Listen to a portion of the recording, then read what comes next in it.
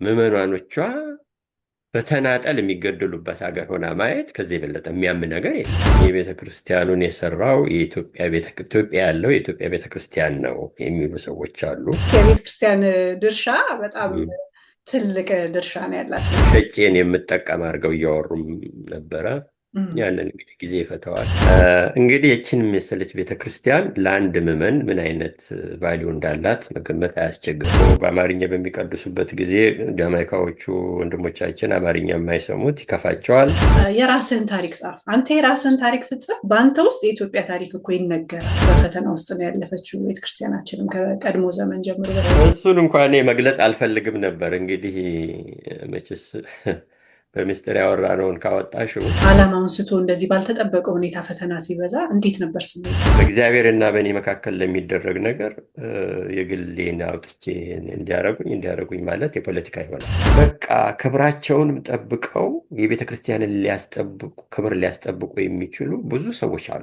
አብዛኞቻችንን አለቀስን። ምክንያቱም እኛ ባንዲራችንና የእመቤታችን ጉዳይ ወደኋላ የሚያደርገን ሰዎች አይደለንም። ኢትዮጵያ ኦርቶዶክስ ቤተክርስቲያን አባላት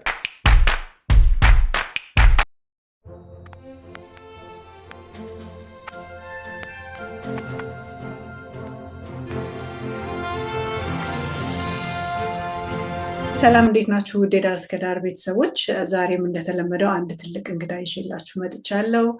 በመጀመሪያ ዝግጅታችንን ላይክ፣ ሰብስክራይብ በማድረግ እንድትጀምሩ እጋብዛለሁ።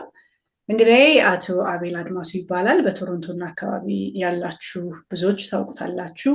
አቶ አቤል ሰፊ ታሪክ ነው ያለህ በጣም ነገር ግን በአጭሩ ለማስተዋወቅ ያህል በ1988 ዓ.ም አገርህን ለቀህ ወደ ጣሊያን ከዛም ደግሞ በ1991 ዓ.ም ካናዳ ኑሮህን አድርገህ ቤተሰብ መስርተህ የሁለት ልጆች አባት ነህ። አሁን ደግሞ በቅርቡ አያት መሆንህን ሰምቻለሁ። በዚህ አጋጣሚ እንኳን ደስ አለ። ከመደበኛ ስራ ጎን ለጎን በቶሮንቶ ቅድስት ማርያም ቤተክርስቲያን ለበርካታ ዓመታት በሰበካ ጉባኤነት ያገለገልክ ሲሆን ሁለቱን ሲኖዶሶች አንድ ለማድረግ በተደረገው ጥረት ከጅምሩ ከኮሚቴው ጀምሮ እስከ ፍጻሜው ድረስ ነበርክ። አቶ አቤል ቤት ለእንግዳ ብያለሁ። እንኳን ደህና መጣ። እንኳን ደህና ቆያችሁን ወይዘሮ እስከዳር። አመሰግናለሁ እንግዳሽ አድርገሽ ስለጋበዝሽኝ አመሰግናለሁ። እግዚአብሔር እንግዲህ ውይይታችንን ይባርክ። አሜን አሜን። እሺ፣ ከባድ ነው እንግዲህ እንዳንተ አይነት ሰው መጠየቅ ለእኔ ቀላል አይደለም። ያው ገና ልምዱን እያዳበርኩ ስለሆነ ግን ያው መቼ ቤተሰባዊ ውይይት ነው የሚሆነው ብዬ ነው የምገምተው። ስለዚህ እንግዲህ ለዛሬው ቤተሰባዊ ጭውውት በዋናነት መነሻ የምናደርገው በ2022 ዓ.ም በካናዳ የኢትዮጵያ ቤተክርስቲያን አመሰራረት አጭር ታሪክ ክፍል 1 በሚል ያሳተምከውን መጽሐፍ ነው የሚሆነው። መጽሐፉ በጣም ብዙ ሰነዶችን የያዘ ነው። ብዙ መረጃ፣ ብዙ ሰነድ ይዟል። ጠቅለል አድርገን እንጀምርና እኔ መጽሐፉን በማነብበት ጊዜ ያስገረሙኝን አንዳንድ ከቤተክርስቲያኑ ጋር በተያያዘ ያሉ ታሪኮችን አለፍ አለፍ እያለን እያነሳን እንጨዋወታለን እና ምን ይመስላል? በጣም ደስ ይለኛል። አመሰግናለሁ። እሺ እንግዲህ ቅድም እንዳነሳሁት መጽሐፉ በጣም ብዙ መረጃና ዝርዝር ሰነዶችን የያዘ ነው እና ብዙ እንደተደከመበት መገመት አይከብድም ይህን መጽሐፍ ሲነበብ። እና ከመጀመሪያው ማስታወሻ ትይዝ ነበር ወይስ ሀሳቡስ እንዴት መጣል ይህን መጽሐፍ ለመጻፍ? እንግዲህ አመሰግናለሁ ወይዘሮ እስከዳር። ይህንን መጽሐፍ ለመጻፍ ያነሳሳኝ ዋናው ነገር ምንድን ነው? በቤተ ክርስቲያናችን ውስጥ የሚደረገው የቤተ ክርስቲያን ስራ፣ መንፈሳዊ አገልግሎት እጅግ አድካሚ ጉዞ የተከፈለበት ቦታ ሆነ ሳለ ነገር ግን ብዙ ጊዜ ጎልቶ የሚወጣ እና የሚታይ አልነበረ። በዚህ ሁልጊዜ ከፋይ ነበር።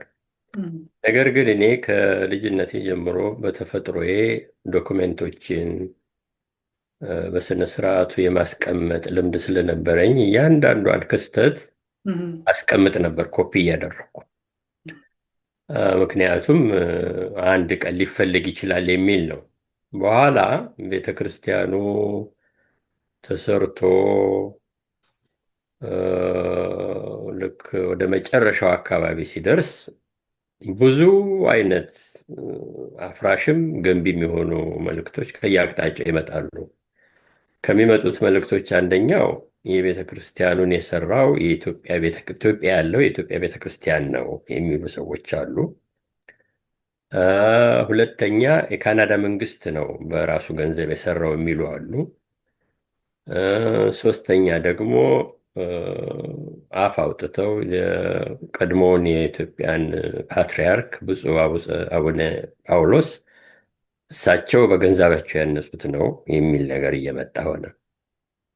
እንግዲህ ይህንን በምሰማበት ጊዜ ከአቅሜ በላይ ነው የምበሳጨው። ለምን አሁን የተጠቀሱት ሰዎች በሙሉ የተጠቀሱት የስራ ክፍሎች በሙሉ ለዚህ ቤተክርስቲያን ያደረጉት ምንም ነገር የለም።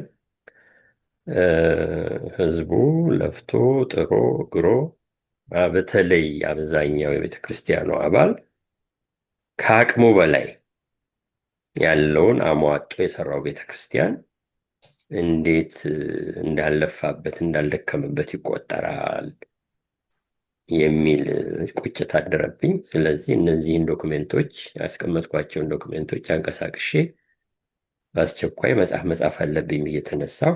እርግጥ ቀላል አይደለም። 2 ዓመት በላይ ነው የፈጀብኝ። ኦልሞስት 3 ዓመት ይሆናል። ቀላል አልነበረም ዶክሜንቶቹን በመልክ ማስቀመጥ። በመጨረሻ ላይ በአጋጣሚ ቤተክርስቲያኑ ስራ ላይ ትኩረት ስለነበረ ቤተክርስቲያኑ ተመረቀ። ቤተክርስቲያኑ በሚመረቅበት ጊዜ ብዙ አይነት ነገሮች ነበሩ። እነዛን ሁሉ ግልጽ ማድረግ ስለሚያስፈልግ በየጊዜው የሚመጡትን ነገሮች እየመዘገብኩ አስቀምጥ ነበር እና እንግዲህ ከዚህ መነሻ ነው መጽሐፉ መጨረሻ ላይ በ2022 ዓመተ ምህረት የእግዚአብሔር ፈቃድ ሆኖ ሊሳካ የቻለው። ስለዚህ 2 ዓመት ብቻ ነው የፈጀብህ ማለት ነው? ከ2 ዓመት በላይ ነው የፈጀው። እንትኑ ግን ዶክሜንቶቹ ስለነበሩ ዶክሜንቶቹን በመልክ ማስቀመጥ ነበር ያስቸግረው። አንዳንዶቹ እንደ ኤቪደንስ መቅረብ አለባቸው። ምክንያቱም እኔ ስላልኩ ብቻ ታማኒነትን መስጠት የለበትም ለሰው እኔ ስለተናገርኩ። ስለዚህ የግድ ኤቪደንስ መኖር አለበት። ብዙ አይነት ማስረጃዎች ነው ያሉት። ያው እንዳየሽው መጽሐፉ ላይ በጣም ያ ሁሉ እንዲካተት ያደረኩበት ምክንያት ምንድን ነው? ቤተክርስቲያኑ ከምን ተነስቶ ምን እንደደረሰ፣ ምን አይነት ኦብስታክሎች እና ምን አይነት ችግሮችን እንዳሳለፈ ያንን ሰው እንዲያውቀው ነው የምፈልገው እና በዛ የተነሳ ነው እንግዲህ በ2022 ዓመተ ምህረት መጽሐፉን ለማስመረቅ። እርግጥ መጽሐፉን አዘጋጅቼ ረቂቁን ለቤተክርስቲያኑ ስጦታ የሰጠሁት። በህትመቱን በሸጡም በምኑም የራሳቸው ነው ያደረጉት። በዚያን ወቅት እኔ ከሰበካ ጉባኤ አባልነቴ ወጥቻለሁ ስራዬን ጨርሼ። ነገር ግን የቤተክርስቲያናችን ታሪክ ስለሆነ ሊቀ ጳጳሱን ጨምሮ ሁሉም ባሉበት ነው ያስረከብኩት ይህንን መጽሐፍ ማለት ነው፣ ረቂቁን። በዛ ያው ቤተክርስቲያኑን ያሳተመው የሚሸጠውን ቤተክርስቲያኑ ነው። እርግጥ አንዳንድ የተሳሳተ አመለካከት ያላቸው ሰዎች ልክ ለግሌ ጽፌ ሸጬን የምጠቀም አድርገው እያወሩም ነበረ። ያንን እንግዲህ ጊዜ ይፈተዋል። ከእያንዳንዱ ወሬ ጀርባ ጋር መሮጥ አያስፈልግም። እንግዲህ መጽሐፉ በዚህ አይነት መንገድ ነው ለቤተክርስቲያኑ ያደረስኩት ማለት ነው። አዎ፣ ስለዚህ ከመጀመሪያው ጀምሮ ማስታወሻ የመያዝ ልምድ ነበር እና ይሄ ደግሞ በጣም ደስ የሚል ነገር ነው። እኔ እዚህ ሀገር ትልቁ በጣም ከሚያስቀናኝ ነገር እንደዚህ ፊልሞችንም ምኖችንም ስትመለከት ማንኛውም ታሪክ ክፉም ሆነ ደግም ነገር ሆነ ክፉም ነገር ሆነ ሁሉ ነገር ተመዝግቦ በትክክል ይቀመጣል በማስረጃ። በመረጃ እጥረት የለም እዚህ ላይ። የኛ ቤተክርስቲያን በእኛ ሀገር ደግሞ ስንመጣ የኢትዮጵያ ቤተክርስቲያን ትልቅ ድርሻ አላት የሀገርን ታሪክ መዝገባ በማስቀመጥ ብዬ አስባለሁ። እና አንተም ያንን ነገር ነው ያደረከው። እና እንደውም አንድ ነገር ይህንን ለመጽሐፍ ከአንተ ጋር የማደርገውን ውይይት ለማድረግ ስዘጋጅ እና ያን ነገር ሳይ አንድ ታሪክ ትዝ አለኝ። እንዲሁ ጓደኛሞች ቁጭ ብለን እየተጫወትን ነበር እና ባለቤቴ የዛሬ ስንት ዓመት ኢትዮጵያ የልደት ሰርተፊኬት ለማውጣት ሄዶ ያጋጠመውን እያወራ ነበር እና ዘውዲቱ ሆስፒታል ነው። ያው እንግዲህ ዘውዲቱ ሆስፒታል ከቀደምቶቹ አንዱ ነው። እዛ ይሄድና ይጠይቃል ማስረጃ። ሲጠይቅ አይ ይሄ ሆስፒታሉ በሚታደስበት ጊዜ እዚህ ያለው መዝገብ እንዳይበላሽ ተብሎ ወደ ኢዮቤልዩ ቤተመንግስት ነው ምናምን ሄደዋል እና እዛ ሄደ ጠይቅ ይሉታል።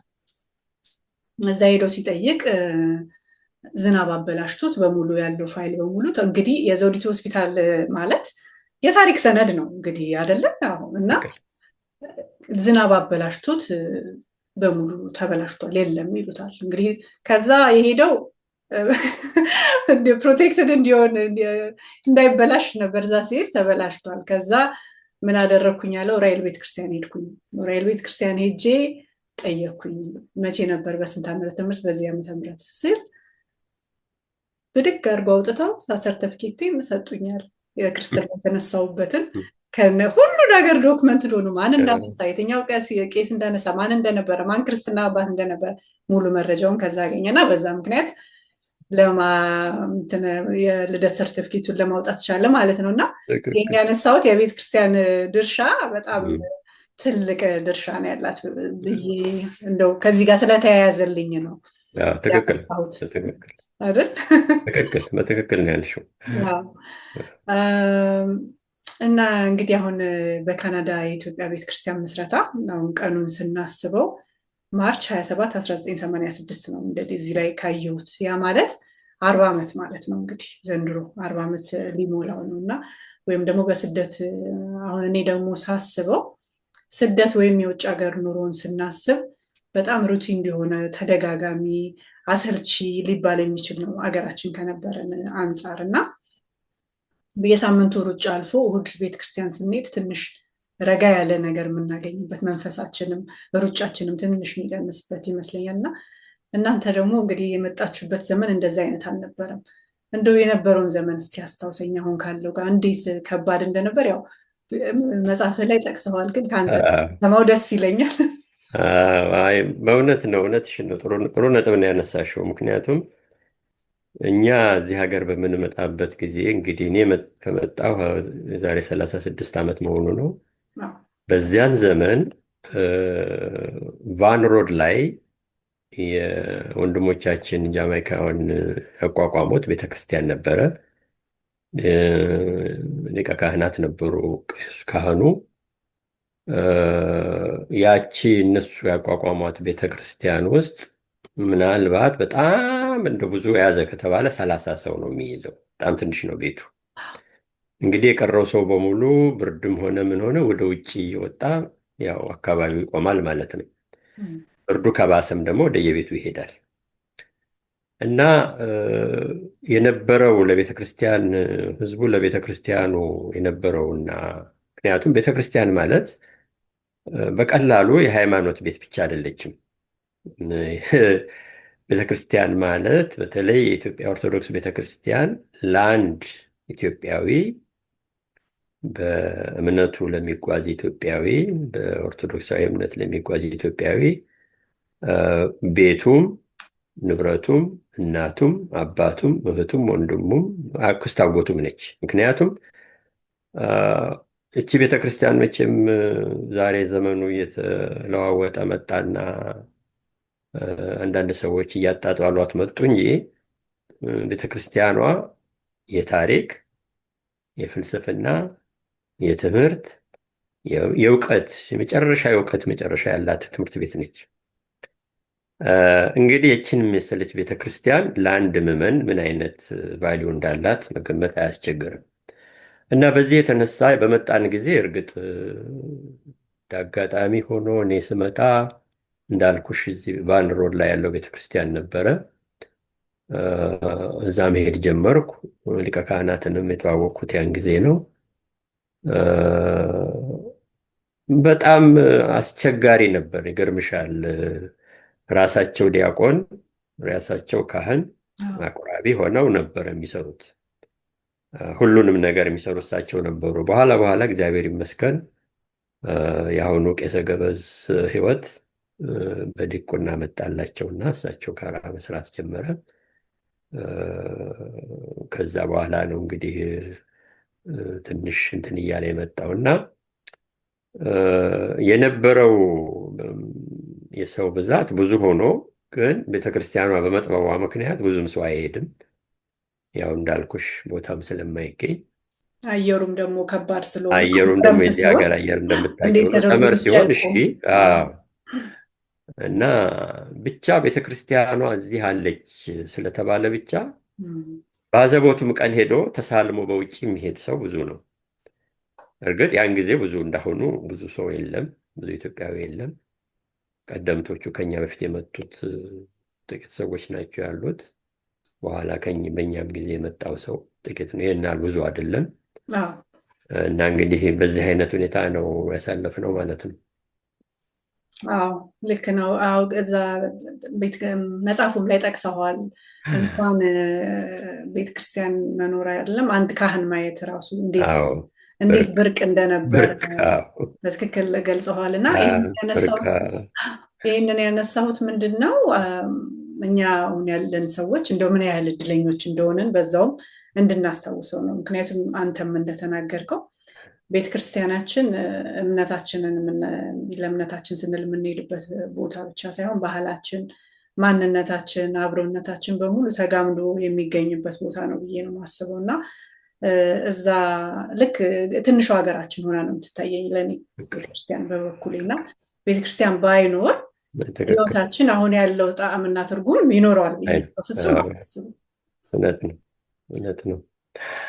በትክክል ዛሬ አሁን የደረስንበት የእድገት ደረጃ በእያንዳንዳችን በላይፋችን ልጆች ወልደን ትዳር ይዘን ይህንን ሁሉ ህይወት ካሳለፍን በኋላ ስናየው ወደኋላ ሄደን ስናየው ለዚህ መስዋዕትነት የከፈሉ ሰዎች በጣም ምስጋና ይገባቸዋል። በተለይ ሊቀ ካህናት ምሳሌ እና ቄሰ ገበዝ ሕይወት በጣም ከፍተኛ ምስጋና የሚገባቸው ሰዎች ናቸው። ለምን ያልሽ እንደሆነ እንዳልኩሽ ካህን ብርቅ በሆነበት ሀገር ላይ እንደዛ አይነት ጠንካራ የሆነ አስተዳደር እነሱ ባይሰጡ ኖሮ፣ ጠንካራ የሆነ አመለካከት ኖሯቸው እነሱ በእምነታቸው ላይ ባይጸኑ ኖሮ እውነት ዛሬ ያለንበትን ደረጃ ላይ ለመድረስ ያስቸግረን ነበር ብዬ እላለሁ። ምክንያቱም ያየሁት ነገር ስለሆነ ማለት ነው። ቀላል አልነበረም ምልሽ። በእንግሊዘኛ ለመቀደስ ይሞክራሉ፣ በግዕዝ ይቀድሳሉ፣ በአማርኛ ይቀድሳሉ።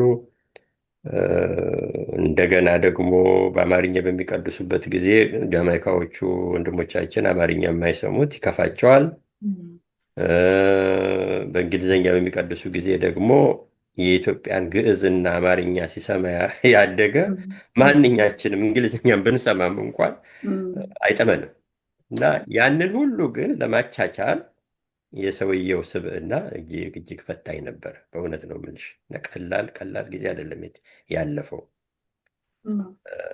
ከዚያ በኋላ ነው እንግዲህ ያው ምናልባት ወደፊት ባለው ጥያቄሽ ላይ ልታመጪው ትችያለሽ። ይህንን እዛ ከጃማይካዎቹ ጋር ተለያይተን ወደ ራሳችን ቤተክርስቲያን አቋቋም ደረጃ የደረስንበት ብዙ ፈተና ነበረ። ያ ከፈተናዎቹ አንዱ እንግዲህ ያው እንዳልኩሽ የቋንቋው ነው። ቋንቋ።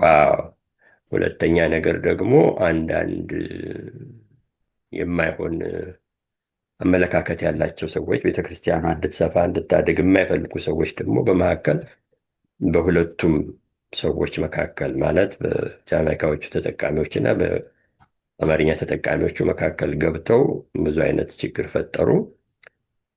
ግን አስተዋይ ሰው በመካከል ስለነበር ምልሽ አስተዋይ ሰውየው አስተዋይ ስለነበሩ እንጂ ያን ጊዜ እኛም ትንሽ ያው እንደ ዛሬው አላረጀንም፣ ወጣትነትም ስላለ ግን በምን ምክንያት እኛ ዘራፋል በቃ እኛ በምን ምክንያት እኛ በሰራ ነው ቤተክርስቲያን እኛ በአቋቋም ነው እኛ ገንዘብ በሚካሄድ በጀት እንዴት ብለን ነው እኛ ቤተክርስቲያን ለቀን የምንሄደው? እና መክሰስ አለብን ብለን ስንል ክስ እንዳንሄድ አዎ ይህ ታሪክ እንዳን ገጽ 38 ላይ በደንብ ተጠቅሷል እና እኔ ራሴ አይቼው ነበረ እንዴት እንዳስቀረውት እንጂ በጣም ትልቅ አባባል ብለው እኛ ስሜታዊነት ሆነን ለመክሰስ አለብን እንዲህ ማድረግ አለብን ስንል እሳቸው ግን እንደዚህ ብለው መልስ ሰጡ ተብሎ ብለህ እዚህ ላይ በጣም ጥሩ ጥሩ የበሰለ አመለካከት እና ወደ ሌላ ወደ ጸብ ነገር እንዳይኬድ እሳቸው ያስቆሙበት መንገድ በጣም ጥሩ ታሪክ ነው። ትክክል። ደስ ይላል። እስኪ ተመልካቾቻችን አጠር ያለ እረፍት ወስደን እንመለስ።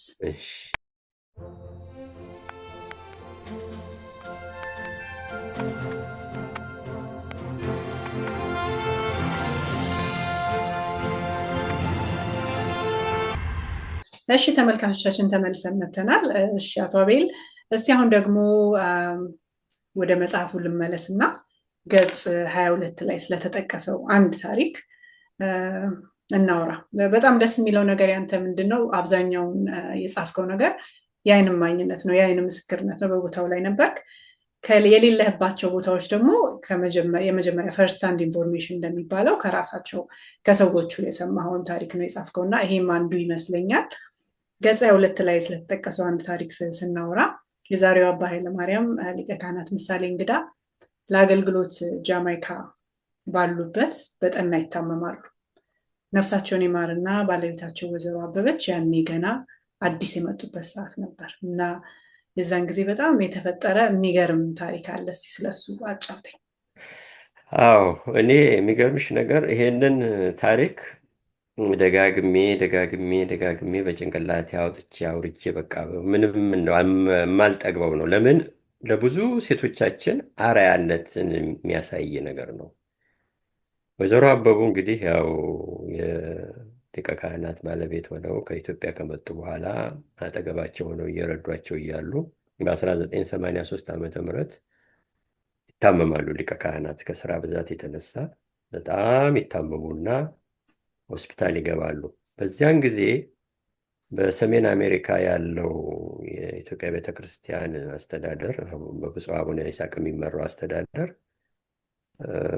ከኢትዮጵያም በጀት አይላክላቸውም። ምዕመናኑንም እንደ ዛሬው የተደራጀ ስላልነበረ ገንዘብ የማይዋጣም ብዙ እና ሊያሳክሟቸው አልቻሉም እና በጣም ትልቅ ችግር ተፈጠረ። በዚህን ጊዜ እኚህ እናት ምንድን ነው ያደረጉት?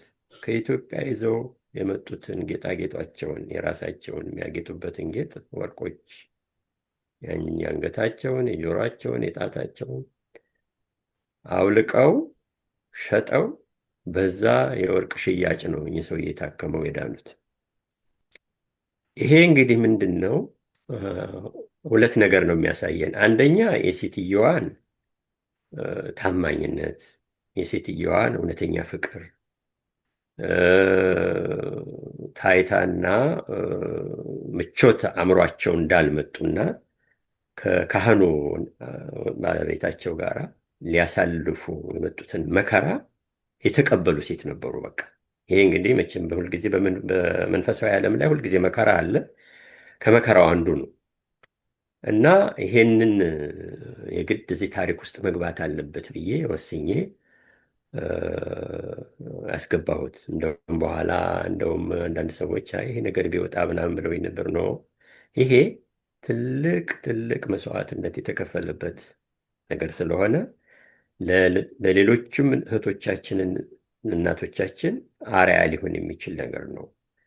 ሁለተኛ ደግሞ የእኚህን ሴትዮ እኔ እንግዲህ ይህንን መጽሐፍ ስጽፍ እሳቸው ይሞታሉ ብዬ አላሰብኩም። ግን ይኸው እንግዲህ ዛሬ እሳቸው አልፈዋል። ባሉበት ቦታ ነፍሳቸውን በአጸደ ገነት ያኖርልን። ግን ይኸው ታሪካቸውን ልጆቻቸው፣ የልጅ ልጆቻቸው፣ ቤተሰቡ እንዲሰማ ይሆናል። ሌላውም ኢትዮጵያዊ ታሪካቸው አሁን እኚህ ሴትዮ ይሄ ነገር ስለተጻፈ ብቻ አይደለም ታሪካቸው የሚታወቀው። የሊቀ ካህናቱ ባለቤት ሆነው ለ40 ዓመት በቤተ ክርስቲያን ስራ ውስጥ በመሳተፋቸው ራሱ ታሪካቸው ነው እና ይህንን ታሪክ እንዲገባ ያደረኩበት ዋናው ምክንያት ለዚህ ነው ማለት ነው።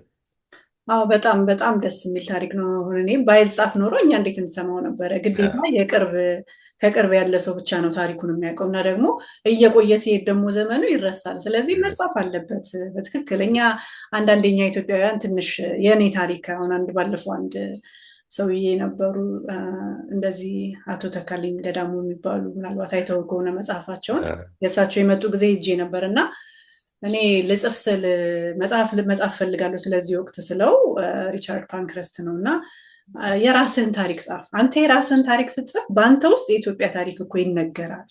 ያንተ ያለህበት ወቅት ስለአንተ ስላለህበት ወቅት ስለነበረው ማህበራዊ ኑሮ ያንንም ጠቅልለህ ነው የምጽፈው። ስለዚህ የራስህን ታሪክ ጻፍ አለኛል። እንዴ እኔ ደግሞ ምን ታሪክ አለኝ?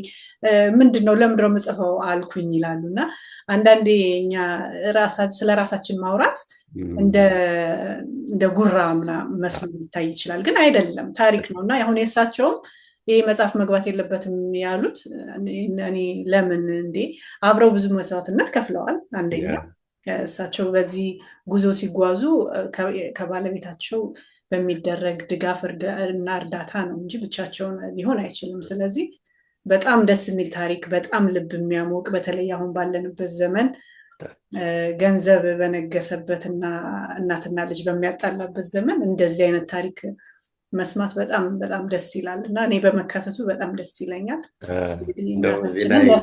ነፍሳቸውን ይማርልን።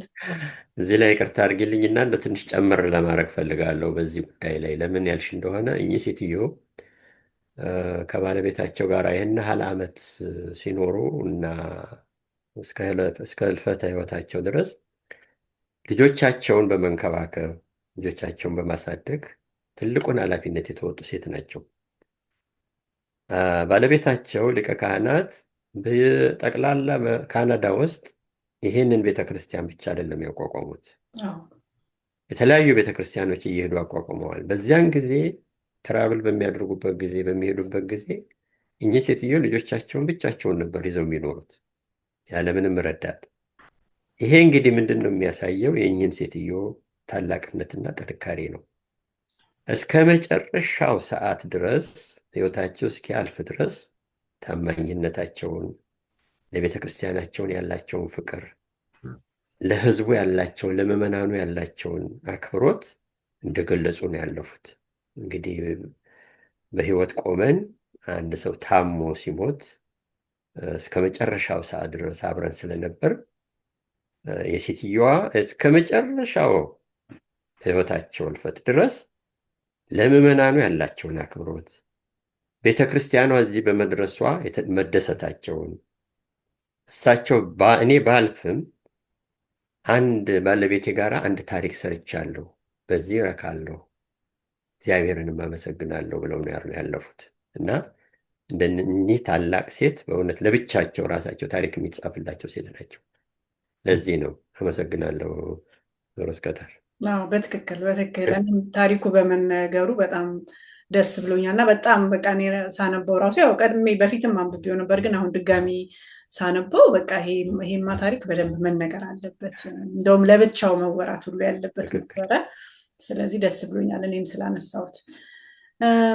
እንግዲህ ሌላው ጥያቄ መጽሐፉ ተጀምሮ እስኪያልቅ ድረስ በጣም ያስተዋልኩት ነገር ቢኖር እዚህ መጽሐፍ ላይ ከቤተ ክርስቲያን መቆርቆር ጀምሮ በተለያዩ ጊዜያት በተለያዩ መልኩ ቅድምም ጠቀስ አድርገዋል የነበሩ ፈተናዎችን ነው እና በእርግጥ ይሄ የቤተ ክርስቲያናችንም የታሪክ አካል ነው። በፈተና ውስጥ ነው ያለፈችው ቤተ ክርስቲያናችንም ከቀድሞ ዘመን ጀምሮ በተለያዩ ጊዜያት እና ነገር ግን በባዕድ ሀገር ተሰባስበን አበሾች ሆነን ተሰባስበን እግዚአብሔርን ለማመስገን የጀመርነው ጉዞ ሁልጊዜ ዓላማውን ስቶ እንደዚህ ባልተጠበቀ ሁኔታ ፈተና ሲበዛ እንዴት ነበር ስሜቱ? መደጋገም ውስጥ ተስፋ አላስቆረጣችሁም ነበር? አዎ እንግዲህ ትልቁ ቻሌንጅ ምንድን ነው?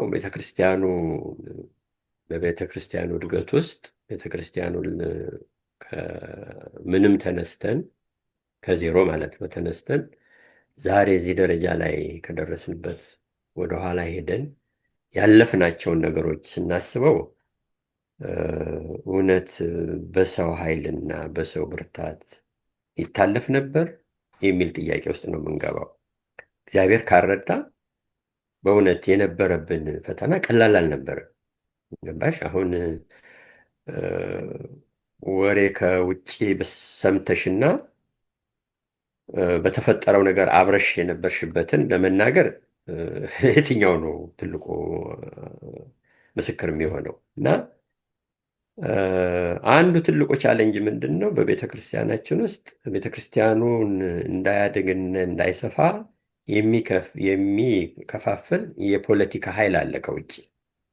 ያ የፖለቲካ ኃይል የኢትዮጵያ ኦርቶዶክስ ቤተ ክርስቲያን ነች ሰብሳቢው ብዙ ጊዜ።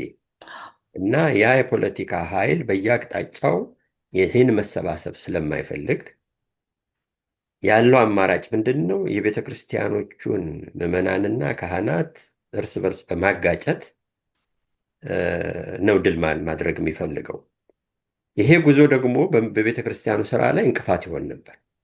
ለምሳሌ ገንዘብ በሚሰበሰብበት ጊዜ በየቤቱ እየደወሉ ገንዘብ እንዳትሰጡ፣ ለራሳቸው ለኪሳቸው ሊወስዱ ነው የሚሉ ሰዎች ነበሩ። ጥቂት ሰዎች ናቸው፣ ግን ብዙ ባይሆኑ ጥቂትም ቢሆን መቼም አጥፊ ነው ሁልጊዜ። አንድ ሰው ይበቃል እኮ። ሁለተኛ ነገር ደግሞ ምንድን ነው? ከገንዘብ ስብሰባውም ሌላ ደግሞ ምን ያደርግልናል ቤተ ክርስቲያን የምንሰራው? ኢትዮጵያ ቤተ ክርስቲያኖች ገዳማቱ ምኑ እየፈረሱ እያሉ እዚህ ለምንድን ነው ቤተ ክርስቲያን በሰው ሀገር የምንሰራው? አያስፈልግም የሚሉ ሰዎች ነበሩ።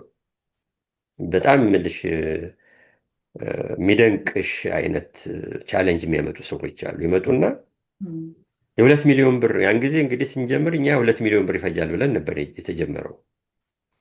የ2 ሚሊዮን ብር ቤተክርስቲያን እናንተ እዚህ የምትሰሩት እነማን ናችሁ? የቤተክርስቲያን አባሎች ናቸው እነዚህ ሰዎች። ባሽ የሚሰራው ቤተክርስቲያን ለጋራ ነው፣ የምንጠቀምበት በጋራ ነው። በህይወት እስካለን ስናገባ የምንዳርበት፣ ልጅ ብንወልድ ክርስትና የምናስነሳበት፣ ብንሞት የምንፈታበት ቤተክርስቲያን ነው፣ የጋራ ነው። እና በምን ምክንያት 2 ሚሊዮን የሚያወጣ እዚህ ይሰራል?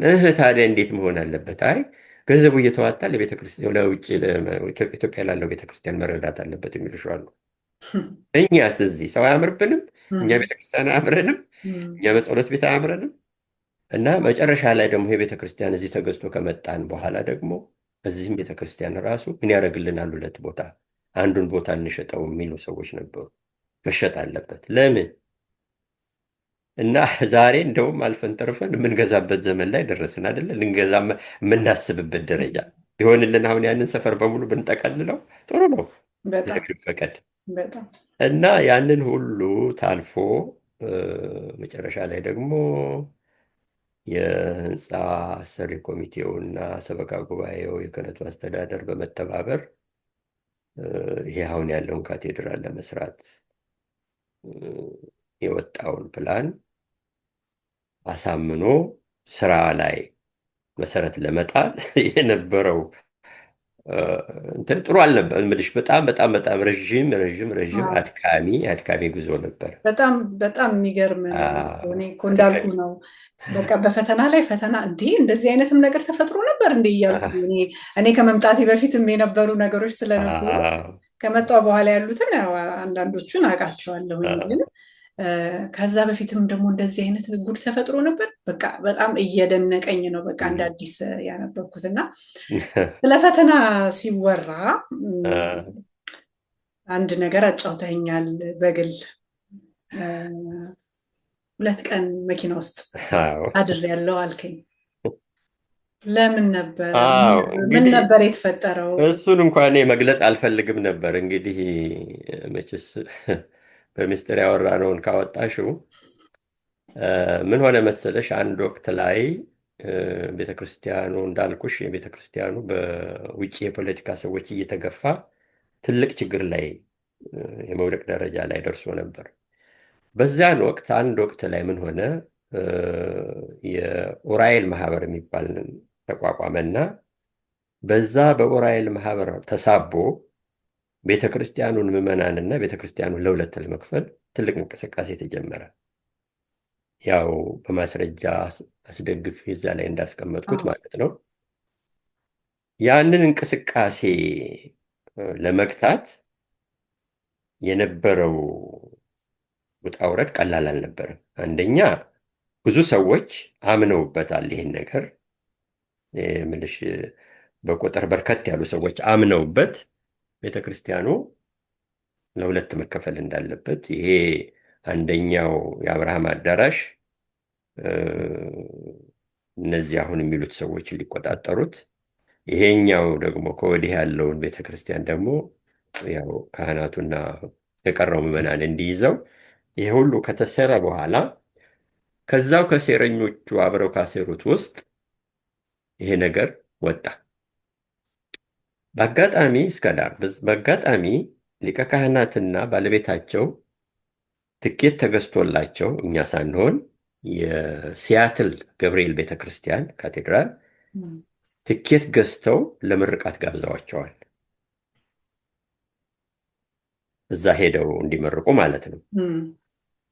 አሁን ይሄ ወቅት ለእኛ መጥፎ ወቅት ነበረ።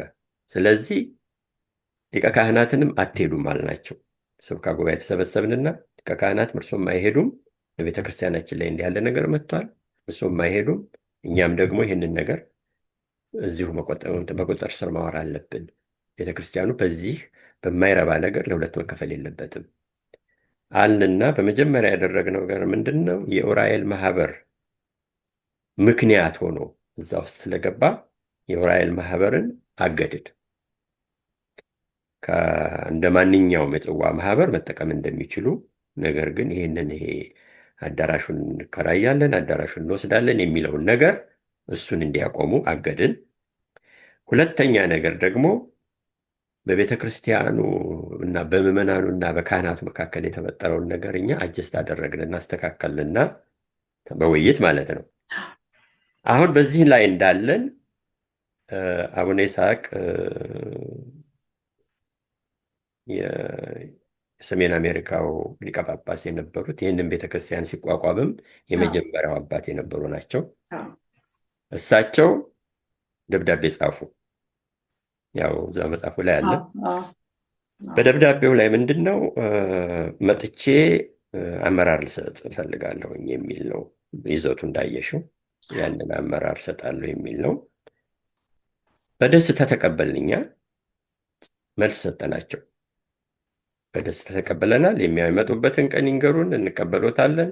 የሚያርፉበትን የሚንገሩን። ግን ያው ብዙ ጊዜ እሳቸው ሆቴል ነው የምናሳርፋቸው እንጂ ሌላ ቦታ አያርፉም እና ያሳውቁን ብለን አልናቸው። እሳቸው ግን በቀጥታ ይሄንን ለእኛም ሳያሳውቁ በቀጥታ የመድኃኔዓለም አሁን የጃማይካዎቹ ቤተክርስቲያን ባለበት ለእንትን ለማለት ላከብር ነው ብለው መጡ። እዛና እዛ ሌላ ቦታ ሌላ ሆቴል ተቀምጠው ለእኛም ሳይናገሩ ማለት ነው። አሁን እንግዲህ ህዝቡ ጥሪ ተደርጎለታል ያንን ቤተክርስቲያን እንዲመርቅ። እኛም ተዘጋጅተናል ሁላችንም ለመሄድ። በመካከል ግን የተወሰኑ ሰዎች ወረቀት መበተን ጀመሩ። ቤተክርስቲያን ማርያም ቅዳሴ ቆሟል፣ ካሁን በኋላ የሚቀደሰው መድኃኔዓለም ነው ምናምን የሚል መበተን ጀመሩ። አሁን ያንን ወረቀት ለመቆጣጠር ነው እንግዲህ 2 ቀን አንድ ኮርሲካ መቼም ታሪካዊ የሆነች መኪና ነበረች፣ ጥቁር መኪና።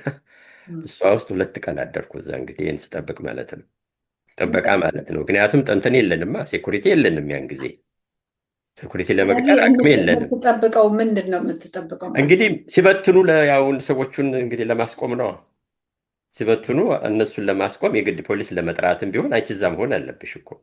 እንደ ዛሬው ካሜራ የለንም። ዛሬ ተሻሽለን ካሜራ አለን። ዛሬ ተሻሽለን ሴኩሪቲ ለመቅጠርም የሚያስችል አቅም አለን። አይደለም እንዴ? ቤተክርስቲያኑ ዛሬ እግዚአብሔር ወረቀት እዛ እንዳይበትኑ ነው።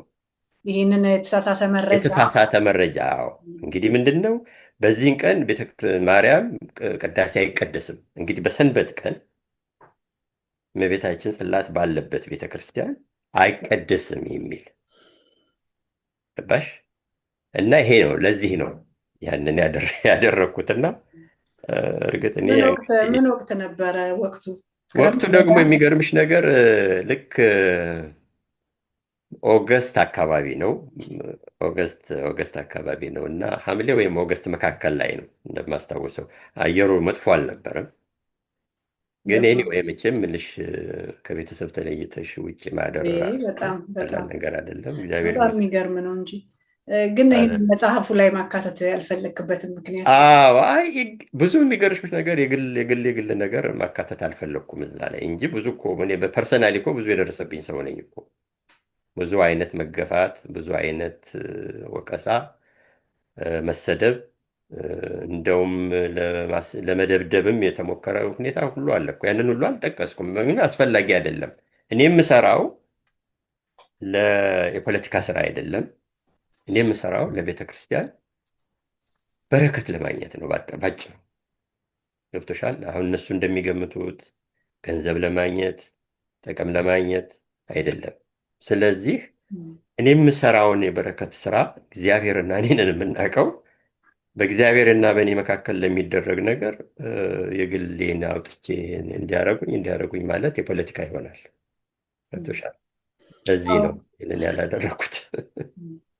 በጣም የሚያሳዝን ነው። ያው ታሪኩ የሚገርም ነው፣ ግን ያው ደግሞ የእኛ ታሪክ ደግሞ ይሄ በቃ በየቦታው ያለው መገፋፋት በጣም የሚያሳዝን ነው። ከብዙ ጥሩ ደረጃ ከመድረስ በጣም ብዙ የሚያግደን ነገር ነው እና ወደፊት ወደ ሌሎች ጥያቄዎች ላይም ስንሄድ እናነሳዋለን። ያንን ወደኋላ የቀረንበት ብዙ ምክንያት የሚመስለኝ በእንደዚህ አይነት አላስፈላጊ ሽኩቻዎች ጊዜያችንን ብዙ ያባከነን ይመስለኛል እና እስቲ አሁን አንድ ደግሞ መጽሐፉ ላይ ወደ ተጠቀሰ በጣም ታሪካዊ ወደሚባል ቀን ልሂድና ሜይ 1998 ብዙዎች በእንባ ያሳለፉት ታሪካዊ ቀን እንደሆነ ሰምቻለሁ። እኔ እንግዲህ አልነበርኩም የዛን ጊዜ።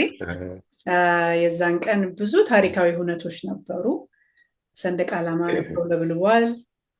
ካቴድራል የሚለው ስያሜ የተሰጠው የዛን ቀን ነው። በተጨማሪም ደግሞ የሰሜን አሜሪካው የመጀመሪያው የቅዱስ ሲኖዶስ ጉባኤ የተደረገው እዚሁ እኛ ቤተክርስቲያን ነው እና እስቲ ስለዛ ቀን አስታውሰኝ። በተለይ ስለ ሰንደቅ ዓላማው ብዙ ሰው ሲያወራ ስለሰማው ነው። ጥሩ ነው። ጥሩ ጥያቄ ነው በእውነት። በደንብ የቤት ስራሽን ሰርተሽ ነው የመጣሁት። ሞክሬያለሁ። እንግዲህ ምን መሰለሽ፣ ይሄንን የሰንደቅ ዓላማውን ከመናገሬ በፊት የቅዱስ ሲኖዶስ የመጀመሪያው ስብሰባ የተደረገበት የሰሜን አሜሪካ ሀገር ካናዳ ነው።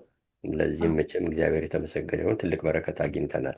በጣም ሲኖዶሱ በኒውዮርክ ከተማ ነው የተቋቋመው። ሲኖዶሱ ከተቋቋመ በኋላ እኛም የሲኖዶሱ ደጋፊ ሆነን የውጭው ቤተክርስቲያን አባላት የሲኖዶሱ ደጋፊ ሆነን ብዙ አይነት አስተዋጽኦ ስናደርግ ቆይተናል። ምክንያቱም ዘር አይደለም፣ ፖለቲካ አይደለም፣ ምን አይደለም።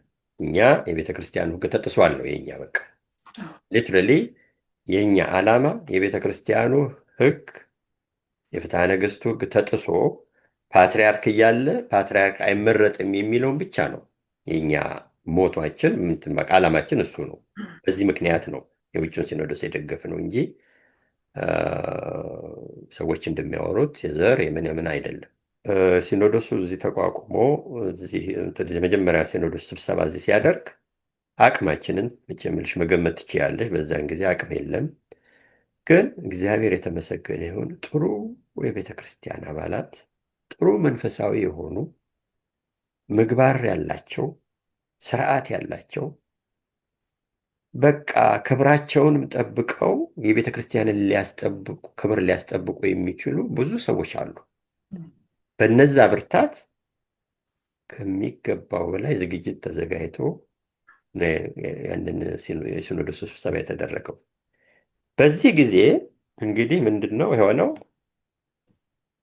አቶ ተሰማና ወይዘሮ ሌኒ፣ አቶ ተሰማ ባለቤት ወይዘሮ ሌኒ፣ አቶ አለሙ ተመስገንና ባለቤቱ፣ እነዚህ 4 ሰዎች ወደ እኔ መጥተው ባንዲራ እስካሁን ድረስ ባንዲራችን በዚህ ሀገር ላይ የተሰቀለበት ቦታ ስለሌለ ባንዲራችን መሰቀል አለበት እና ለዚህ እኛ እናስተባብራለን ይፈቀድልን አሉ።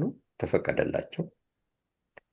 እነዚህ 2 ቤተሰቦች አስተባባሪ እነሱ ሆነው ባገኙት ገንዘብ የአሁን ያየሽውን የባንዲራ ስርዓት እንዲደረግ ተፈቀደ እና በእውነት በጣም የሚያስደስት ስርዓት ነበረ። ያው በቪዲዮ ተቀርቷል፣ በፎቶግራፍም ቀርቷል። አብዛኞቻችንን አለቀስን። ምክንያቱም እኛ ባንዲራችንና የእመቤታችን ጉዳይ ወደኋላ የሚያደርገን ሰዎች አይደለንም፣ ኢትዮጵያ ኦርቶዶክስ ቤተክርስቲያን አባላት። ምክንያቱም ሀገራችን ኢትዮጵያ ባንዲራውን ስናስብ ሀገራችንን ነው፣ እመቤታችንን ስናስብ የኦርቶዶክስ ቤተክርስቲያናችንን ነው። እና በጣም የሚያስደስት በዓል በለቅሶ የታጀበ የደስታ ለቅሶ ማለት ነው አሳለፍን እውነት። እና በዚህ አጋጣሚ እነዚህን ሁለት ቤተሰቦች ይህንን ያስተባበሩ ሁለቱንም ቤተሰቦች አመሰግናለሁኝ። ለዚህ ታሪካዊ ነገር ስላበቁን እነሱ አንስተው ሁልጊዜ ሀሳብ ከሰው ነው የሚመነጨው። እነሱ ሀሳቡን አመንጭተው ለዚህ በማድረሳቸው እግዚአብሔር የተመሰገነ ይሁን። እነሱንም እግዚአብሔር ውለታቸውን ይመልስ እና የባንዲራው ነገር ይሄ ነው። አዎ በጣም ደስ የሚል ነበር። አዎ ፎቶቸው ምንም ሁሉ ነገር እዚህ ላይ አለ እና መመስገን የሚገባቸው በጣም ስም ዝርዝር ሳይቀር አለበት መጽሐፉ እና ደክመህበታል አንተ መመስገን የሚገባቸውን ሰዎች እና ያን ጊዜ ከዚሁ ጋር ተያይዞ ብፁዕ አቡነ መልከ ጼዴቅ በረከታቸው ይድረሰን፣ ብፁዕ አቡነ መርቆሬዎስ በረከታቸው ይድረሰን፣ ብፁዕ አቡነ ዜና ነበሩ፣ ብፁዕ አቡነ ኤልያስ። እነዚህ አባቶች ቤተ ክርስቲያኑን ካቴድራል እንዲባል ወሰኑ እንጂ የእኛ የግለሰቦች የሰበካ ጉባኤ እዚህ ያለው የቤተ ክርስቲያን ካህኖች አይደሉም። እነሱ ናቸው ይሄን ነገር ካቴድራል መባል አለበት። ምክንያቱም በካናዳ ትልቁ ቤተክርስቲያን መስራቹ ቤተክርስቲያን ይሄ ነውና ይሄ መደረግ አለበት ብለው ያን ቀን ነው ካቴድራል የተባለው። ያው የመሰረት ድንጋይ የማስቀምጠው ነው የሄዱት ያን ጊዜ። በጣም ብዙ ነገር ነው የተከናወነው የዛን ቀን እና በተለይ ደግሞ የሰንደቅ ዓላማው ተሰቀል የነበረውን ስሜት ከብዙ ሰዎችም ሰምቻለሁ። እንደው የማንጠብቀው ከሌ እንኳን ሲያለቅስ ነበር የዛን ቀን እያሉ ሲኖሩ ሰማለሁ። ለዛ ነው እና በጣም ስሜታዊ የሚያደርግ ደግሞም የሰንደቅ ዓላማ መሰቀል ራሱ በራሱ ትልቅ ነገር ነው። ስለዚህ በጣም ደስ ይላል። ትክክል። እስቲ እንግዲህ አሁን ደግሞ መለስ ልበልና አሁንም ወደ መጽሐፉ ቅድም አንስተዋል። በጣም በብዙ መንከራተት በኪራይ ቤተ ክርስቲያን ብዙ ነገር ከደከማችሁ በኋላ ከዛም ደግሞ ከብዙ ድካም በኋላ አሁን ያለንበት ቦታ ተገዛ። ቅድም ጀመር ስላደረግከው ትንሽ እንድትሄድበት ነው እና ቤተክርስቲያኑ ቦታውን አግኝቶ ቤተክርስቲያኑ ለመስራት ከፈጀው ጊዜ ይልቅ የግንባታ ፈቃድ ለማግኘት ከ2000 ዓ.ም እስከ 2006 ዓመት ፈጅቷል እና ምንድን ነበረ? ቢሮክራሲው ነው? አካባቢው ህዝብ አለመፍቀድ ነው? ለምንድን ነው ይህን ያህል ጊዜ ሊፈጅ ይቻላል? እንግዲህ ሶስት ነገር ነው እስከዳር ሶስት ነገር ነው። ይሄ እንግዲህ አንደኛው ኢኮኖሚ የገንዘብ አቅም ማነስ፣ ሁለተኛው የቢሮክራሲ የሲቲው ባይሎ ብዙ አላቸው እዚህ ሀገር። ያው እንግዲህ ቤተክርስቲያን ምንም ሲቋቋም እንኳን ቤተክርስቲያን የግል ቤት እንኳን ለመስራት ብዙ አይነት ባይሎ አለ። በባይሎ ምክንያት ያንን ብዙ አይነት ኦብስታክል እያስገቡ በመካከል ጊዜው ፈቃዱን እንዲጓተት አደረጉ። ሶስተኛው ደግሞ የቤተክርስቲያኑ በየት በኩል ነው የሚሰራው፣ ምን ያህል ገንዘብ ነው የሚፈጀው፣ ፕላኑ ምን መሆን አለበት የሚለው እሱ ራሱን የቻለ እንትን ነው። አርኪቴክተራችን የቤተክርስቲያኑ አርኪቴክተር ያው መጽሐፉ ላይ እንዳለው ደብረ ሊባኖስ ድረስ ሄዶ ነው ታሪኩን አጥንቶ የመጣው የቤተክርስቲያንን ታሪክ። ከዛ መጥቶ ነው እንግዲህ ይህንን የሳለው። ይህንን ራሱ ለማጽደቅ የነበረው እንዳልኩሽ። ሁለተኛ ነገር ደግሞ ትልቁ ሶስተኛው ያልኩሽ ከሶስቱ ችግሮች አንዱ ያልኩሽ ደግሞ በመካከላችንም ለምንድን ነው የሁሉ ቤተክርስቲያን የሚሰራው የሚሉ ነበሩ። ገንዘባችንን ዝም ብላችሁ አላግባብ ታስወጡናላችሁ የሚሉ ነበሩ። ይሄ በተለይ ከልቡ ቤተክርስቲያኑን እንዲያድግ የሚፈልግ ቤተክርስቲያን እንድትሰራ የሚፈልገው ምዕመን ያለምንም ጥያቄና ያለምንም እንትን ገንዘብ ሲሰጥ፣ የማይሰጡት ግን የቤተክርስቲያን ግን የማይቀሩ አሉ። አይሰጡም ግን ቤተክርስቲያን አይቀሩም። እነሱ ናቸው እንግዲህ ፈላጭ ቆራጭ መሆን የሚፈልጉት በሁሉም ነገር ላይ እና ያ ራሱ ህዝቡን ለሁለት እየከፈለብን ትልቅ የተቸገርነው ነገር ቢኖር እሱ ነው። እና አንዳንድ ጊዜ የሚገርምሽ ነገር እዚህ ላይ መጥቀስ የምፈልገው ነገር እንደው ታሪክ እንዲያውቀው የምፈልገው ነገር እንደኛ ኢሞሽናል ስታተስ ቢሆን ያን ጊዜ እንደኔ አይነቱ ያን ጊዜ እንዳልኩሽ እንዳሁኑ አላረጀሁም። ያን ጊዜ በስለቱ የለም እና በትንሽ በትልቁ ብስጭት ቡራ ከረዮ ማለት ፈልጋለሁኝ። እና ያን ጊዜ የሚገርምሽ ነገር የሊቀ ካህናት ትልቁ የስራ ድርሻ እኛን ማረጋጋት ነው የነበራቸው። እኔ መቼስ ቃላት ያጥረኛል ስለዚህ ስናገር። ለምን ያልሽ እንደሆነ ህዝቡን ለማስተባበር አሁን እነዛ መጥፎ ኔጌቲቭ ኤነርጂ ይዘው የሚጓዙትን ሰዎች ወደኛ ለማምጣት የሚያደርጉት ጥረት እስከ መጨረሻው ራሳቸውን ዝቅ አድርገው ነው የሚታገሉት እነዚህ ሰዎች ወደዚህ እንዲመጡ። እኛ ደግሞ ለምን ይሄን ያደርጋሉ ስንላቸው እንዴ እነዚህ ሰዎች እኮ ስጋዎቻችን ናቸው፣ አካሎቻችን ናቸው።